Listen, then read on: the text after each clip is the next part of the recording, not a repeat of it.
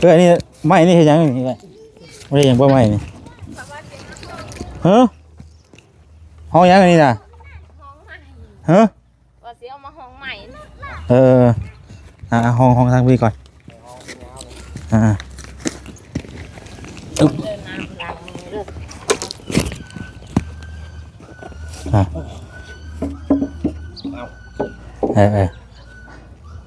ปิดกระดุกเนาะ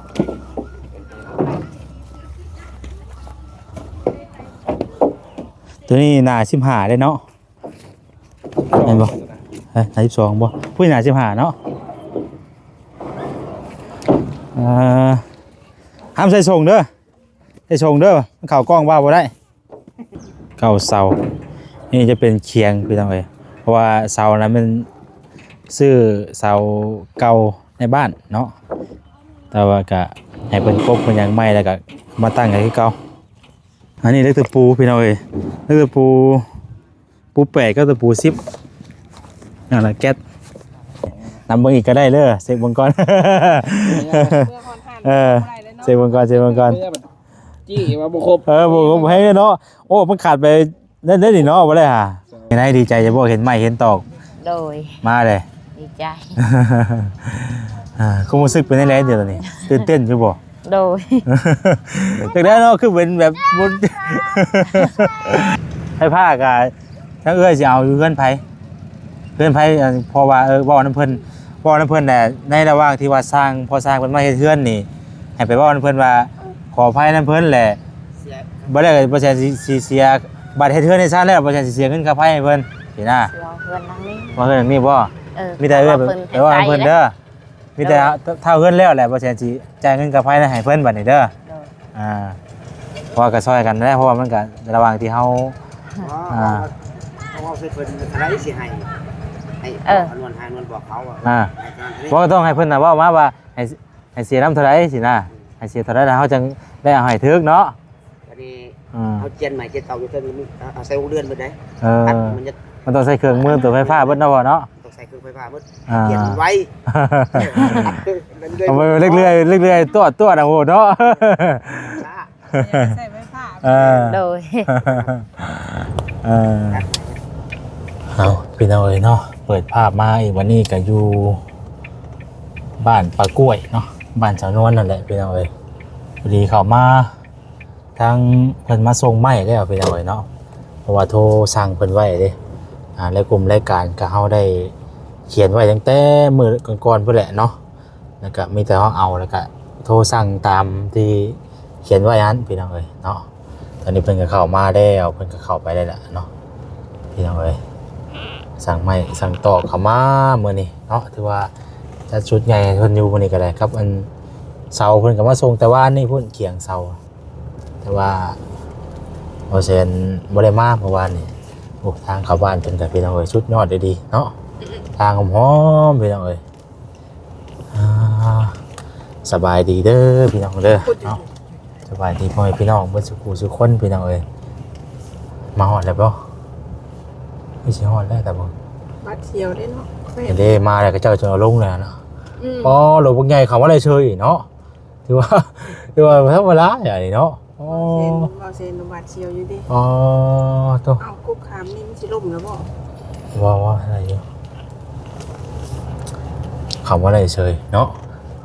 คำว่าทางเขาเนี่ยเนาะก็จะเป็นทางนี้แหละมีทางเดียวโอ้ทางนี้ก็บ้านหลังใหญ่อยู่เนาะอ๋อมาเลยได้พี่น้องเว้ยเป็นจอดไว้ทางนี้บ่มาเลยเอาจอดไว้นี่ก็ได้อันนี้บ่กระท่อมชุมเจ้าเฮ็ดนะปัดเพิ่นฮะอันนี้บ่กระท่อมเลยบ่พูนโอ้นึกว่านี่คือสูงน้ำคลิปคือบ่ได้สูงปานนี้เนาะพี่น้องเอ้ยไปเอาสบายดีเด้อพี่น้องเด้อเนาะไปลงไปพี่น้องไอ้บ้านนี่เลยสบายดีเด้อสบายดีมาท่านเพิ่นมาส่งไม้ผู้ดีเนาะเดี๋ยวเบิ่งก่อนพี่น้องเอ้ย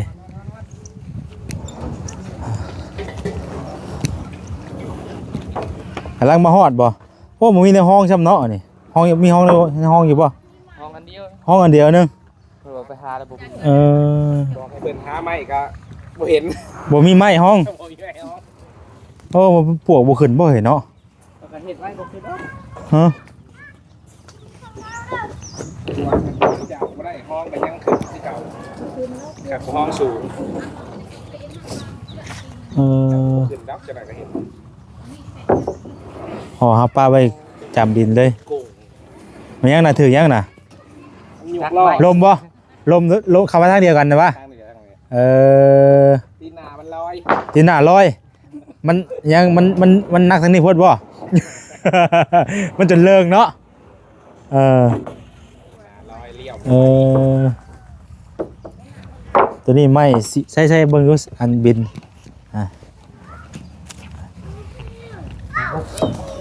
ก็บ่มีในห้องเนาะเฮ็ดอะไรก็เอานั่นบ่เสาอันนั้นบ่เนาะบ่มัน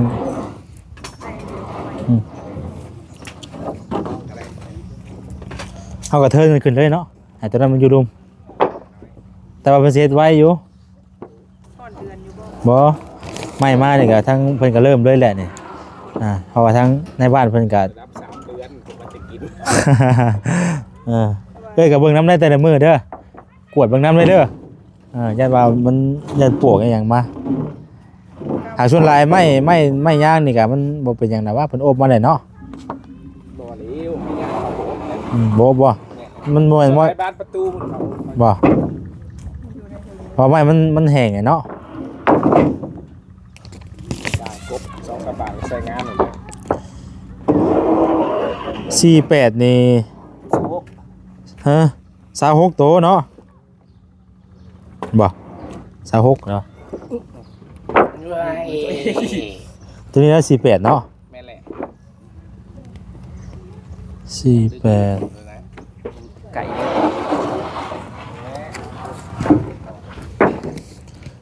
26โตอันนี้เอาไว้ข่าวมันเด้18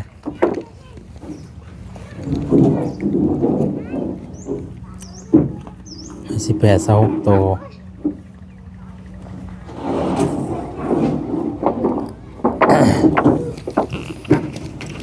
นับมันก่อน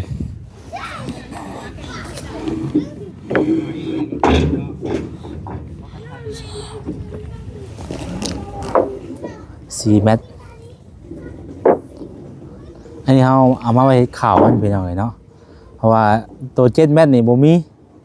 เขาต้องได้สั่งเอา4 เมตรต่อกันจังได้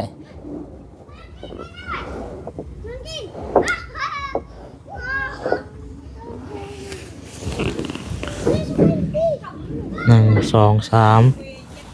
4 5 6 7 8 9 10 1 2 3 4 6 7 8 9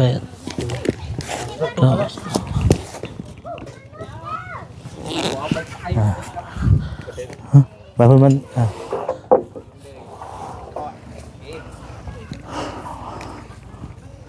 เอาไม้นี่ได้ปะมันก่อนอันนี้ไม้นี่เห็นยังไงไม่ได้ยังว่าไม้นี่เฮ้อห้องยังอันนี้น่ะเฮ้อ ว่าสิเอามาห้องใหม่ ห้องทางพี่ก่อนเดินน้ำล้างมือเด้อ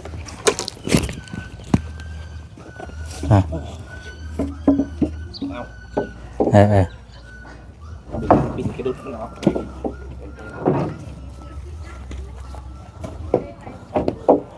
ตัวนี้หนา15ได้เนาะเห็นบ่หนา12บ่ผู้หนา15เนาะห้ามใส่ส่งเด้อใส่ส่งเด้อมันเข้ากล้องว่าบ่ได้ ใช้ชงจะลง ใส่ส่งเด้อไปจะได้นอนกระตุบไม้ฟันดีอยู่บ่ พันนั่นเลยหมูออก โอ้เนาะมาบ่ถึงมือใช่บ่แทนก็ได้ เมื่อคืนนี่ ฮะ เมื่อคืนนี่เลขออก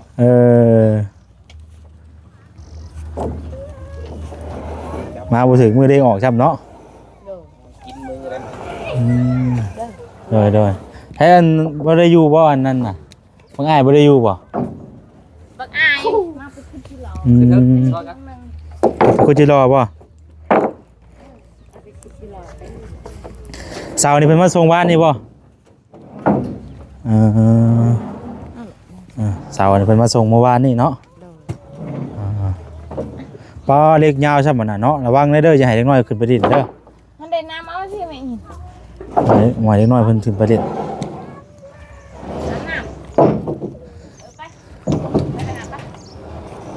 ไปอาบ 70บ่ว่าแสนสั่งเนาะเด้อ70คือ60บาทหรือว่าสูงเติบอยู่พี่น้องเอ้ยเนาะแต่ว่าเผื่อไว้นะเผื่อไว้แบบว่าใครคือมันต่ำอย่างใครคือว่ามันสูงแฮงเฮากับขุดลงตัวมันจะเสร็จงามๆใหม่กันเนาะ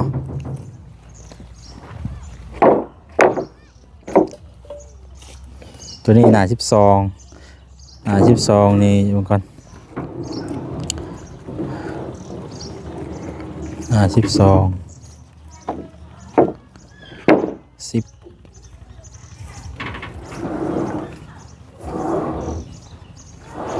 นี่เป็น38ไอ้พวกนี้เป็น28โต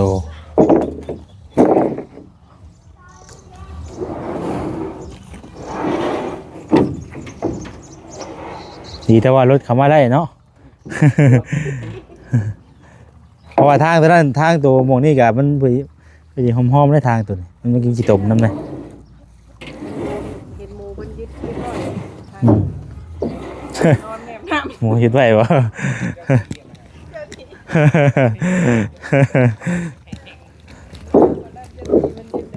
อ๋อพวกนี้เล็กเพิ่นให้มาพื้นกะดีนี่เนาะยาวคักกะดีนี่ยามรุดบ่เนาะ แทงมายาวคักกะดี กะดีเก้าพี่น้องเนาะ1 2 3 4 5 6 7 8 99เสานี่จะเป็นเคียงพี่น้องเอ้ยเพราะว่าเสานั้นมันซื้อเสาเก่าในบ้านเนาะแต่ว่าก็ให้เป็นกบเป็นอย่างใหม่แล้วก็มาตั้งกันคือเก่าถือว่าสูงเติบอยู่แยงมันนี่ให้คือว่ามันสูงเกินไปก็เอากับขุดลงพังมึงประมาณนี้นี่ให้คือว่ามันอันนี้ก็เอาซำนี้เลยเอาไว้ให้มันมีพื้นตารางในนิดนึงสินะมันต่ำได้ก็มันบ่ให้มันอยู่ตารางในนำเพราะ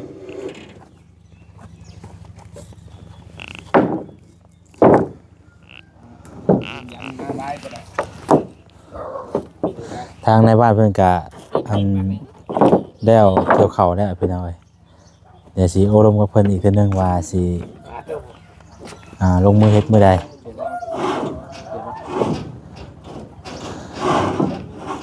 เพราะว่าไม่เลยก็เอาตามทั้งเพิ่นเขียนมาบอกเลยตามทางในบ้านเพิ่นเขียนมาพี่น้อยเนาะ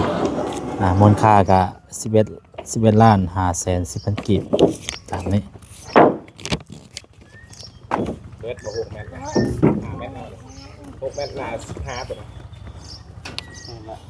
อ๋อมันมี5เม็ดกับ6เม็ดเนาะมันมี2ส่วนเพราะว่าเฮือนมัน5คูณ6เด้5คูณ6ตัวนี้อาจจะได้เอาเบิดส่วนนี้เลยแต่นั่นก็ตัว5เม็ดนั่นก็อีกส่วนนึง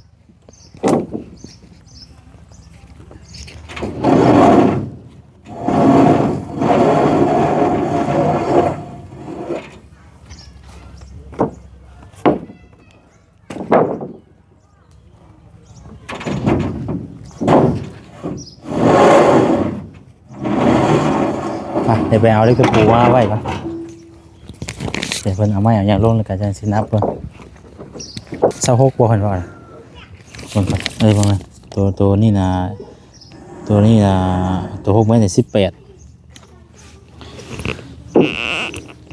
2 3 4 5 7 8 9 10 11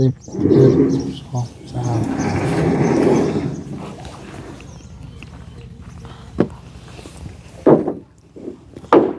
13โต ไอ้สิ่งใหม่นะต้องดีนะ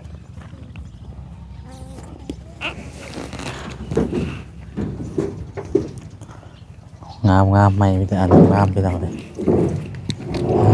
เท่าเล็กตะปูก่อน เกี่ยวเข่าแล้วหรอพ่อ แล้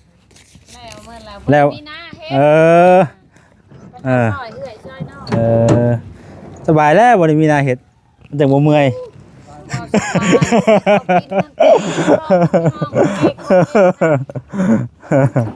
เจ้าเนาะมีได้ก็สบายเท่านั้นแหละมันจะบ่เมื่อยเนาะ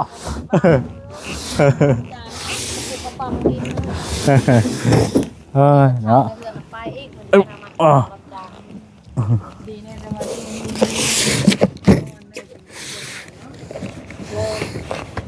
อันนี้เล็กตะปูพี่น้องเอ้ยเล็กตะปูแปดก็ตะปู10นั่นล่ะแก๊ส นาทีลงต่ำ อ่ะเด้อเอาไว้เด้อเล็กตะปูนี่ปู10ก็ตะปู8เป็นกระดังนั่นอยู่ ตัวฮ้อนเนาะอากาศฮ้อนเอา ได้จักเดือนแล้วนี่ 4 เดือนแล้ว 10 เดือนกินนมแม่บ่ โดย ฮ้อนทำเนาะกลางค่ำกลางคืนได้เป็นได้นอนอยู่นี่ หอนคือได้ใครได้ว่าลงเขา ลมเข่าแน่บ่ โดย นี่แหละพากันเฮ็ดมื้อนั้นน่ะพี่น้อยล้วนเฮ็ดแบบล้วนๆนี่แต่ว่าบ่จิตว่าซอยมื้อน่ะบ่จิตว่าค่ำเอาใส่ลีมื้อน่ะ ฝนบ่ได้ตกใช่บ่นี่ตั้งแต่เฮ็ดแล้วนี่บ่ได้ตกได้บ่ฮะ ให้มักซิเ อากันเฮ็ดกระดูกกลัวอยู่น่ะนี่นอนเบิดกันอยู่แล้วว่า เมื่อ ว่าอยู่เนาะ ก็หอนก็ลงนอนในเตียงเด็กน้อยนอน จุฬาก็ช่วงเลิกๆพุ่นแล้วมันจังเย็นเนาะ โดย ช่วงตอนแรงๆก็ฮ้อนแน่แหละอดเอาสักหน่อยก็ได้นอนเฮือนใหม่ เอาไม่ใช่ว่ากันดินั่นเสาเลยอย่ามันล่มใช่เลอเล็กยาวช่ำน่ะบ่ขึ้นเด้อบ่ขึ้นเด่นเสาเลยอย่ามันล่มใส่เด้อ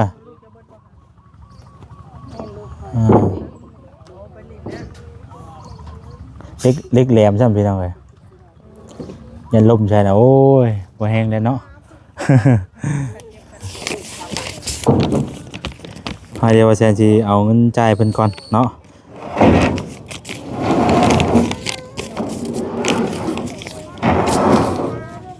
แต่ว่าเพิ่นจะลงแล้วก่อนบ่เพิ่นลงแล้วก่อนนะมานั่งอยู่นี่นะให้ครับไปดิ ตัวนี้น่ะสิหาบ่ มา15ตัวนี้เพราะว่าตัวพื้นมันเด้ต้องใส่ตัวซ้ำขนาดนี้มันตัวเป็นตัวฮับน้ำหนักเด้เพราะว่าเฮือนสามว่า2ชั้นเด้มันก็ต้องใช้ไม้หลายนะโอ้ เบิดพลังไปเฮ็ด แต่ว่ายังบ่ทันได้พอได้นี่น่ะยังบ่ได้พอได้ยัง เบิดลิส ไม่แป้นนี่ไม่แป้นยังบ่ทันได้แล้วก็กับเส้นผาวงกบวงกบวงเยี่ยมอย่างและยังตัวนี้พี่น้องเอ้ยแต่ว่าเฮาก็สั่งมาเป็นบางส่วนก่อนแล้วก็ตามงบว่าซั่นซะเนาะเพราะว่างบให้เทือนก็มันมีเป็นบางส่วนเด้ยังบ่ได้พอเบิดเด้มีเป็นบางส่วนเฮาก็เฮ็ดไปนำสินะแต่ว่าท่านใดเพิ่นอยากสมทบช่วยก็ยินดีพี่น้องเอ้ยผู้เล็กผู้น้อยไป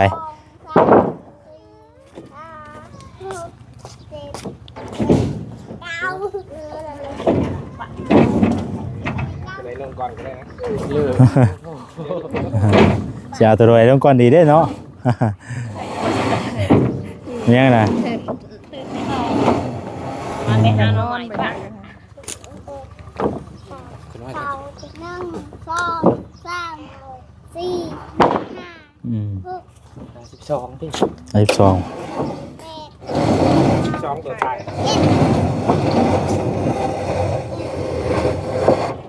ตัวท้าย12 เดี๋ยวว่างามเนี่ยเพิ่นเอาไม้เนาะไม้เพิ่นเอาบ่คือแจ็คเก็ตติ้งเฮาเลื่อยเนาะอันนี้เพิ่นแบบเขาเลื่อยซอยอันนั้นนะ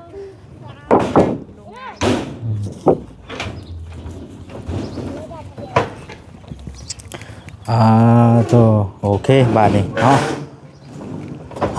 ตัวเอ้ยมานั่งอยู่พี่จุมานั่งอยู่พี่นั่งนี่ก็ได้ นั่งในหน้าประเดี๋ยวไปว่าพวกเขาอีนั่งหลังที่เขาไว้หลังหน้านี่ เป็นจังได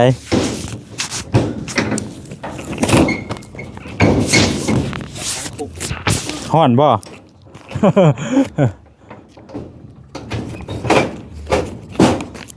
เอาพี่น้องเดียว เรียบร้อย ว่าใช้สิจ่ายค่าไม้ก่อนบัดนี้เนาะค่าไม้รวมทั้งหมดนี่11,510,000กีบเลยเด้อเงินจำนวนนี่น่ะ2ท่านพี่น้องที่ว่าสมทบซื้อไม้ซอยเอ้ยนวลนี่เป็นเงินของทางเอ้ยจุลี่แล้วก็กับทางแม่เพชรเนาะที่ว่าสมทบกันเข้ามาซื้อไม้ซื้อตอกมาให้แต่ว่าก็ยังบ่ทันได้พอพี่น้องยังไม่แป้นแล้วก็กับไม้48อีกแต่ว่าเฮาก็เฮ็ดโครงมันขึ้นก่อนแล้วก็จังเบิ่งจังไล่เบิ่งว่าบ่พอเท่าใดที่นะเนาะเป็นยังล่ะฮะ เบิ่งก่อนนับเบิ่งก่อน1 2 3 4 510,000เวลา510,000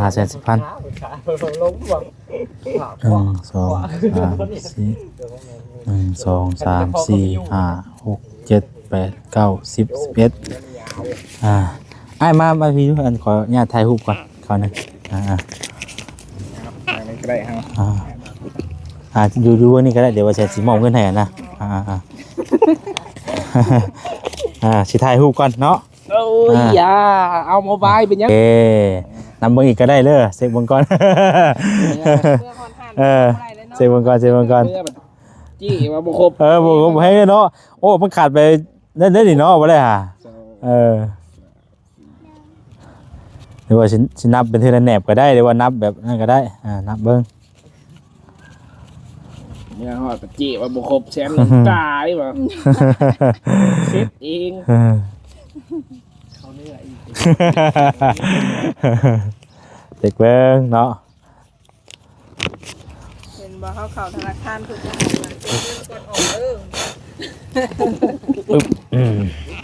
ให้วิทย์แล้วคนบ่ให้แล้วบาดเลยทวงบ่ได้แล้วจะเอาบ่เซ็ก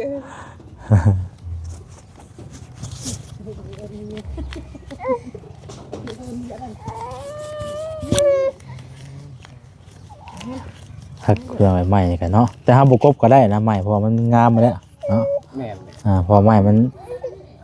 อย่างก็เป็นซอยแบบไรก็ว่ามันเป็นเครื่องอย่างเนาะมีเครื่องซอยอยู่เพียงไรก็เลยงามนี่คือว่าจักจิตติงป่าดมันสิบ่งามแบบนี้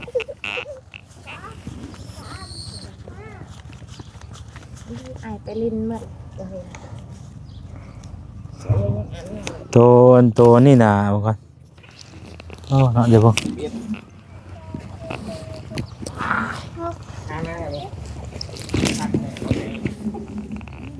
จะได้กันนายเซ็ตเองเลยนี่โดยเข้าใจหลายเด้อมาส่งไม้มั้ยนะโดยวันแรกเรียนไม่ยังเรียนสิโทรหาอีกเพราะว่ามันยังบ่ทันได้พอนะเครื่องยังแป้นกับเส้นผ่าและตัวนี้เขาเอามาเครื่องซะก่อนเครื่องอันนั้นก่อนสินะเป็นสิโค้งของคุณบ่รถไปนะบ่เพิ่นไปหน้านึงก็ถอยหลังมาพี่แล้วก็ไปนี่เลยไปหน้านิดนึงแล้วก็ถอยหลังมาพี่แล้วก็เกี่ยวนี่เลยได้อยู่วิทย์อยู่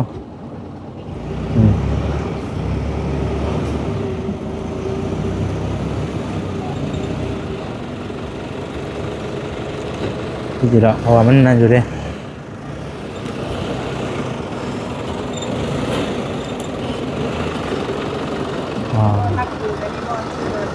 ฮะลักปูนนี่ก็ปัญหาพุ่นบ่เลยตัวนี้บ่แม่นได้เด้อแต่ลักนี่ไปหาลักงอๆเด้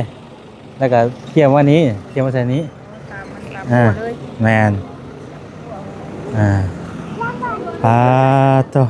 อยากไปใช้เสื้อใช้เสื้อไปครับแม่ลูกมันเข่ากล้องบ่าวก็พากันไปใกล้เสาเด้อยันล่มใช่เด้อ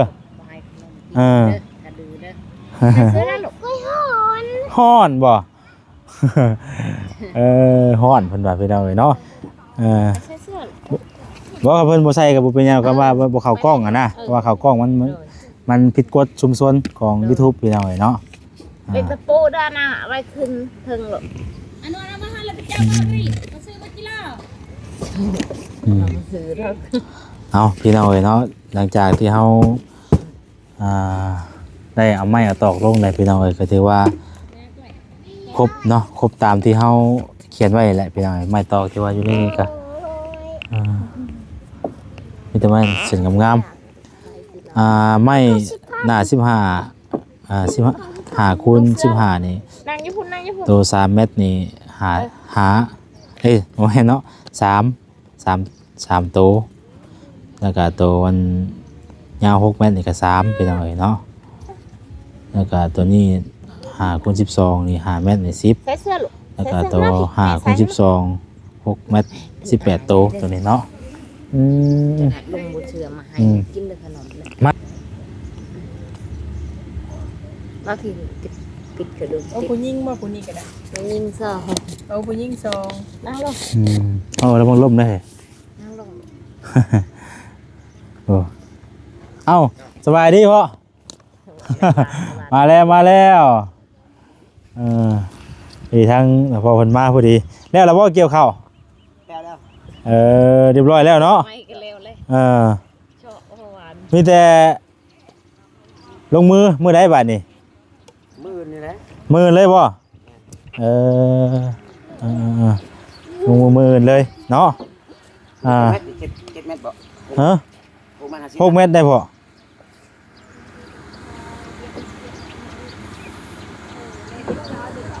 มันก็6เมตรแต่ว่าบ่คอขาอันนี้เฮาสิคางมันบ่ แม่น คาง6เมตรเตะตามบินนี่เลย กันไดเนี่ยมันต้องเลยออกมาเลย หืม มัดหนึ่งเลยบนกันไดเลย เอ้า1 2 3 4 5มันต้องไปต่อต่างหากบ่ใช่ บอแล้วเอาตัว6 เมตรบน พ่อเขียนได้ใช่รายการใหม่ได้เขียนคงเป็น50สิบ่ แม่แหละเห็นแล้วเขียนบอกเลย จักได้เนาะมันมีบ่มันมีได้50คำว่า7ก็คือ7ไปเด้อได้ บอ7 ไม่นะฮะ โตบนบันไดนี่มันก็เลยออกดิคาง มันมีแซกมันน่ะบ่ แม่นสองโตหรอก เบิ่งก่อนเด้อว่าแซนเบิ่งก่อน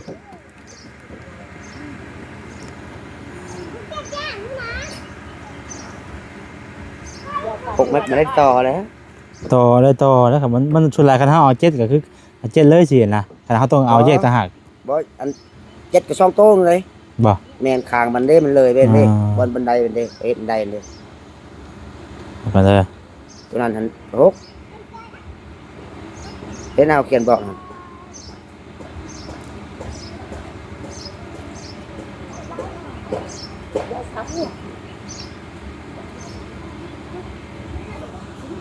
เนี่ย6เมตรนี่ได้บ่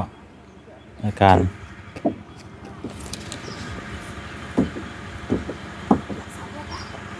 นี่ตัว7 เมตรนี่ 7บ่นี่น่ะ แม่น 7เมตร แนว7 เมตรเลยโต2โตนึงดอก3บ่ 13โตได้บ่ เออ อันนี้48ตัวนี้พ่อไม่48ตัวนี้48ตัวนี้มันมุ้ย7เมตรแหละลูกเอาคูณ2 แนว7 เมตรนี่แหละ แต่ว่ามันมุ้ย7เมตรเอาคูณ2 แม่นเขาต่อเอาตัว ต้องเอาตัวนี้ขาวอ่ะน่ะเพราะมันมีแต่6กับ5ได้บ่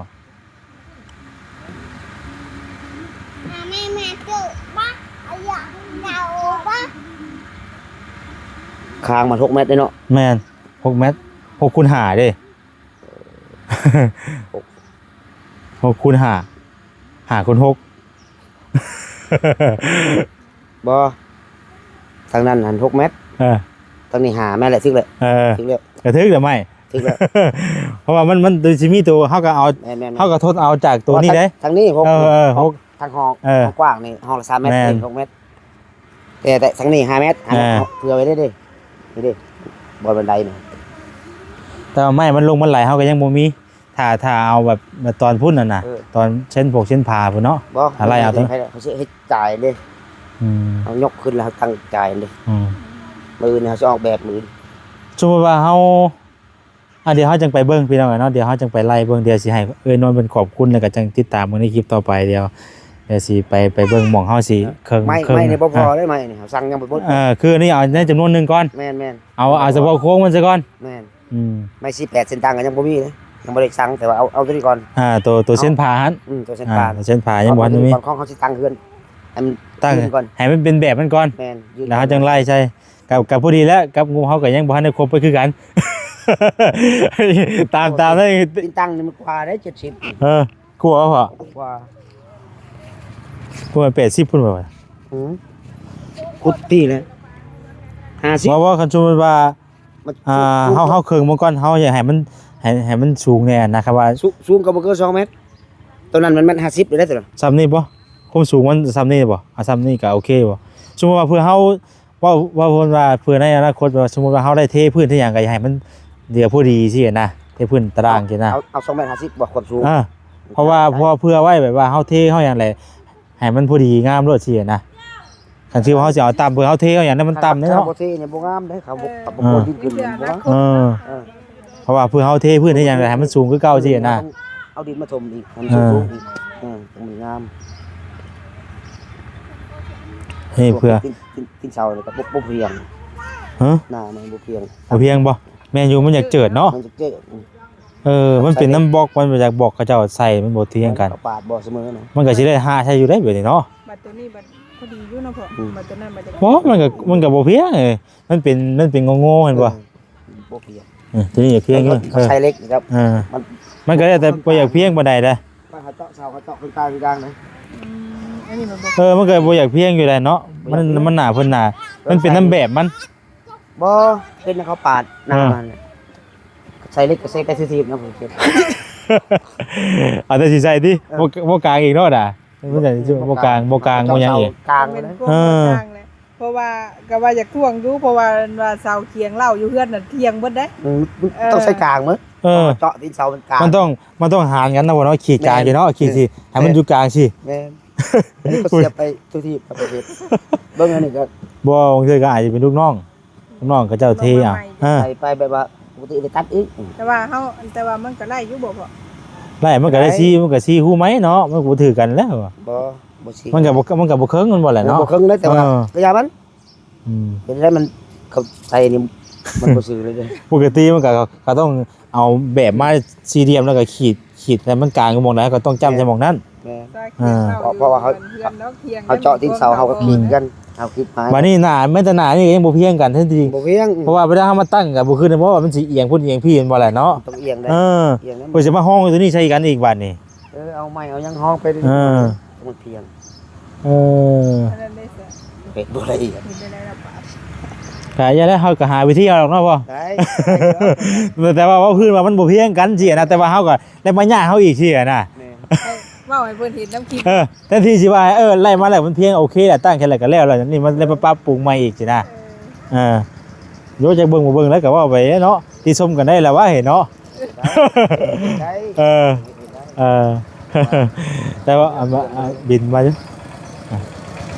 เดี๋ยวช่วงน้อยสิไปเบิ่งหม่องเครื่องเฮือนเฮ็ดให้มันอยู่ช่วงกลางๆนิดนึงเอาว่าให้มันมีหน้าบ้านก็มีหลังบ้านสินะ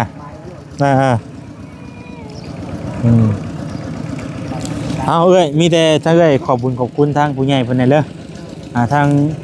แม่เพชรแล้วก็จุลี่เด้อทั้งหมดทั้งมวลนี่ก็แม่น11,510,000 กีบพี่น้องเนาะมีแต่ขอบคุณผู้ใหญ่เพิ่นแน่ที่ว่าเพิ่นซื้อไม้ซื้อตอกมาให้เนาะขออนุญาตก่อนโดย ใหญ่เด้ออยู่ดีมีแฮงคงเจ็บอย่าให้ได้คงไข้อย่าให้มีสุขภาพแข็งแรงสาธุ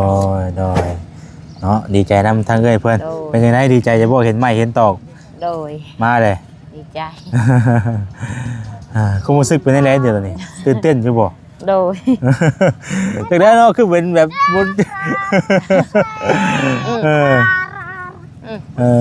ดีใจแต่ว่าหากโบแสดงออกมานะแต่เบิ่งนี่เนาะเอ้ยเนาะ จ้อยเอ้ยพอกยี่ร้องให้อายน่ะหรอก เขาจะได้ตัดไม่ได้เป็นเล็กยังไง ให้ผ้ากะทั้งสิเอาอยู่เพื่อนไผเพราะว่าเว้าน้ำเพิ่นแต่ในระหว่างที่ว่าพอสร้างเพิ่นมาเฮ็ดเฮือนนี่ให้ไปเว้าน้ำเพิ่นว่าขออภัยน้ำเพิ่นแหละ เสีย บ่ได้บ่แซ่สิเสียบัตรเฮ็ดเทือนให้ซ่านแล้วบ่แซ่สิเสียเงินค่าไฟให้เพิ่นสินะ เดี๋ยวเพื่อนนั่งนี่ ว่าเพิ่นนี่บ่ มีแต่ไปว่าเพิ่น เด้อ เด้อมีแต่เท่าเพิ่นแล้วแหละบ่แซ่สิจ่ายเงินค่าไฟให้เพิ่นบัดนี้เด้อเพราะว่าก็ซอยกันได้เพราะว่ามันก็ระหว่างที่เฮา เขาใส่เพิ่นอะไรสิให้นวลบอกเขาบ่ต้องให้เพิ่นน่ะเว้ามาว่าให้เสียน้ำเท่าไหร่สินะให้เสียเท่าไหร่แล้วเฮาจังได้เอาให้ถึกเนาะ อันนี้เอาเจียนใหม่เจียนเก่าอยู่เท่านี้เอาใส่6 เดือนเบิดได้มันต้องใส่เครื่องมือตัวไฟฟ้าเบิดเนาะบ่เนาะต้องใส่เครื่องไฟฟ้าเบิดเจียนไว้ เอาไปเรื่อยๆตัวน่ะโหเนาะ ใส่ไม้ผ้า โดย ตัดใหม่ยัง มันแต่เฮือนนี่แหละไกลกันแน่กับเฮือนไม่เท่านี่ ถามเพิ่นเบิ่ง โดย ถามเพิ่นเบิ่งว่าเพิ่นสิเสียน้ำเท่าใดเนาะ โดย เท่าเพิ่นแล้วสินะแม่เท่าแล้วบ่ได้เนาะพ่อก็เลยคันว่าเอาตอนเพิ่นแล้วก็เท่าแล้วเพิ่นเบิ่งพี่น้องเอ้ยเนาะเอาสำหรับคลิปนี้ก็เดี๋ยวทางบ่แซนสิขอจบคลิปไว้ชั้นนี้ก่อนเดี๋ยวฉันสิไปเบิ่งหม่องอันหม่องเคิงเฮือนพุ่นแหละเพราะว่านั่นก็สิขึ้นมาอยู่สิขึ้นมาเบิ่งน้ำพ่อและมื้อเคิงอ่ะนะ มือยอหันนวลเราเอา มือย่อเนาะ แต่ว่าสิเริ่มเครื่องแต่มื้อ อันกบไม้นี่ก็อันเช้านี่จะมามื้อใดพ่อ มือนี่แล้ว มื้อแกมาเลยมากบอยู่พี่บ่ กบแล้ว กบแล้วจังว่าสิไปเบิ่งใช่น่ะจะย่างให้เบิ่งเนาะอยากเบิ่งอยู่เด้ว่ามันสิงามซำใดล่ะ ง่ายอยู่พี่มันจะหาไผ่มากบก็อยู่กันเลยโอเคชนะเนาะเดี๋ยวสิย่างไปเบิ่งพี่น้องเอ้ยสิมาเบิ่งอยู่แต่ว่าตัวครึ่งมันนี่ไม่แบบมันนี่เอานี่ก็ได้แล้ววะ จะเอาตัวนั้นแหละ เนาะว่าเฮาต้องตีขอบก่อนเด้ แม่นตี ตีขอบแล้วเฮาจังมาครึ่งหยังก่อนสินะ ใช่แล้วครับมันโดยก็สิมาเบิ่งน้ำพอสร้างเพิ่นอยู่มื้อนี้ก็พี่น้องเอ้ยเนาะเพราะว่าก็ถือว่าเริ่มแล้วเฮาย่อยกขึ้นแล้วก็ให้เป็นแบบเป็นหยังมันก็ อย่ากินหรอก ก็ธรรมดาดอก อย่า มั กิ น น ก็ง่ายดอกเนาะ เลยมันย่อนี่มันใส่หลายคน หนัก มา เนาะ ไม่จะเหยียบหรอก ให้ย่อขึ้นเคียงใช่บ่เนาะเคียงใส่น้ำหลังบ่พอ โอ้ย อันนี้ตีเลยครับ อันนี้ บางหม่องนี่ เอาคุดเนี่ยเลย ตั้งเสาขึ้นก่อนแล้วใส่เคียงน้ำหลังเพิ่นใส่ได้ไหนเนาะมันยากเลยเนาะ มีเจ้าทาเลยครับเลยครับคุดเนี่ยประมาณจักเม็ดเอาไอ้มาตั้งสิเกยกเขาขึ้นเลย โดยจะพี่น้องเนาะมีแต่ชั้นหลายเรียกว่าแสนสิจังอารมณ์กันใหม่เนาะติดตามในคลิปต่อไปอีกเด้อพี่น้องเด้อสำหรับคลิปนี้ก็ขอขอบคุณทางจูลี่เนาะแล้วก็ทางแม่เพชรเนาะที่ว่าได้ฝากเงินประกันมาสดซอยทางครอบครัวเอ้ยนวลเนาะก็ขอให้ทางแม่เพชรแล้วก็ทางจูลี่อยู่ดีมีแห้งเด้อสุขภาพร่างกายแข็งแรงเนาะปราศจากโรคภัยไข้เจ็บทั้งปวงเด้อแม่เด้อเนาะทางเพิ่นพร้อมเนาะเอาสำหรับคลิปนี้ลาไปก่อนสบายดีพี่น้องเอ้ยเนาะโดยยังอีกละ